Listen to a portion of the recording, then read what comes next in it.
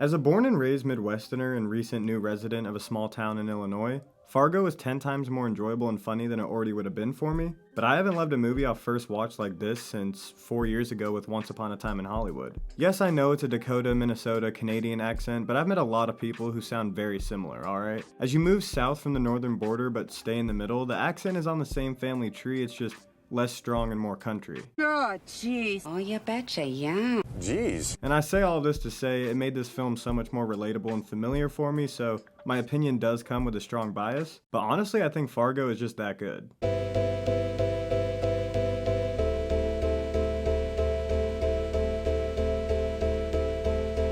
Now, I had been recommended this movie for a while, so I did go in with high hopes expecting I would like it, and I love the Coen brothers cult classic The Big Lebowski, but from the opening scene, I was glued to the TV. I had never really seen William H. Macy in anything before watching some of Paul Thomas Anderson's work as of recent. I just had this idea that he was some goofy B-list actor that for some reason I was aware of, but this guy is underrated as I bring up PTA because this felt like a role he would write for him, but it just made me more excited knowing Macy would be perfect for a movie like this, which he very much was. Alright, yeah, I guess we'll just get into the casting and characters first. The story follows Jerry Lundegaard, played by Macy, a car salesman family man from Minnesota who seems incapable of catching a break, stacking up some serious crippling debt with his recent escapades. His wife Jean, played by an actual Fargo native, is daughter of multimillionaire Wade Gustafson. Yes, all the names are very Northern European. Never accepted by his wife's father and always wanting to prove his worthiness by providing for Jean and their son, Jerry comes up with a plan to get him back on track, and of course it's a ridiculous one. He goes to one of the mechanics at his work to connect him with some experienced criminals, and in comes Carl and Gayer, played by Big Lebowski vets Steve Buscemi and Peter Stormare. Hey,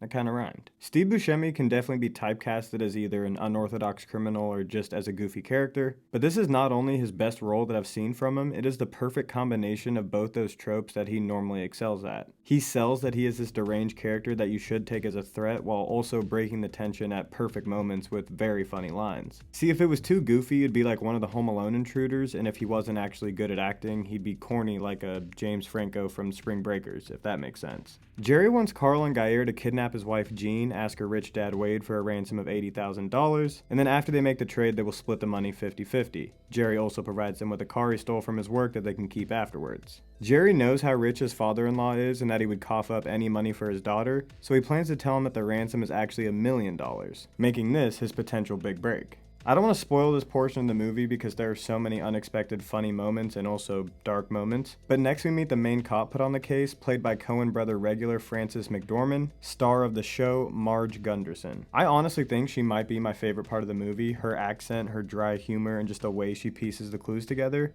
makes for some of the best moments on screen. Considering this came out in 1996, it's so cool to see this movie's influence on this era of weirder, dry, dark comedy, but centered in reality movies. Now, I'm not claiming that different directors specifically are taking from Fargo, but when it comes to the writing style and overall tone from films that came after from directors like PTA, Wes Anderson, and just comedy overall in the early and mid 2000s, they do seem very reminiscent of the Coen brothers. Like I said multiple times before, a movie like this feels so real for different reasons, but the characters being the perfect balance of normal is what drives it home. Before someone like Jerry goes into a situation like this, he is someone you've met before. The way he lives, carries himself, I mean, it is a little exaggerated for comedic effect, but he is damn near just like someone in the real world. And then the lengths and extremes he is willing to go for actual real-life human problems from trivial human intentions, it's actually pretty realistic. I mean, we have heard plenty of stories of spouses ordering hits on each other. And think of all the stories you've heard of people going to insane methods trying to just prove themselves.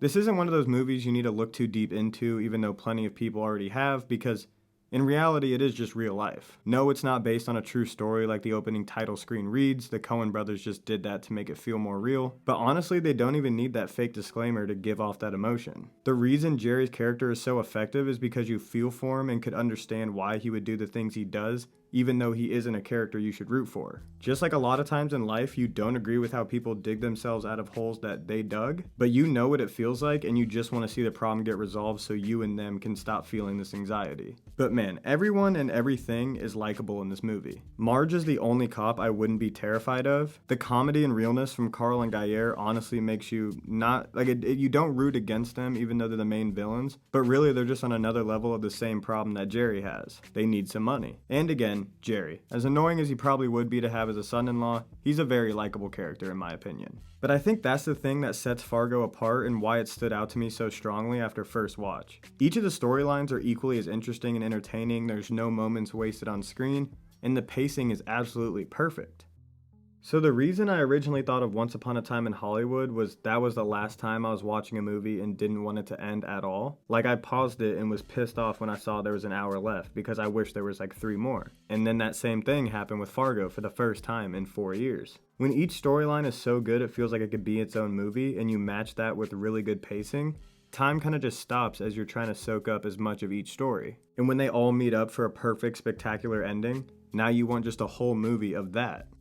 In high school, I thought I was a huge fan of Big Lebowski because it's like one of the first movies you get into when you start smoking weed, that and Pulp Fiction. But now seeing Fargo, I cannot wait to watch it again. Plus, I've been looking at some of their other movies like Raising Arizona and Hail Caesar, and I'm just so excited to dive into the Coen catalog. And no, I did not know they made No Country for Old Men, and no, I have not seen it yet. Trust me, it's on the list. But back to Fargo and why I wanted to make this video so bad. It's like the 3rd or 4th best movie I think I've seen all year, but it might be my favorite. Very rarely do I think every element of a movie is perfect, but I truly loved every minute. I mean, a crime thriller that's also funny is already so hard to do, and putting it in a small town in North Dakota, I mean, come on. This feels like the ideas and scenarios someone in a small town with a lot of free time would come up with, and especially with me being in one right now around the same area, I have never been more inspired.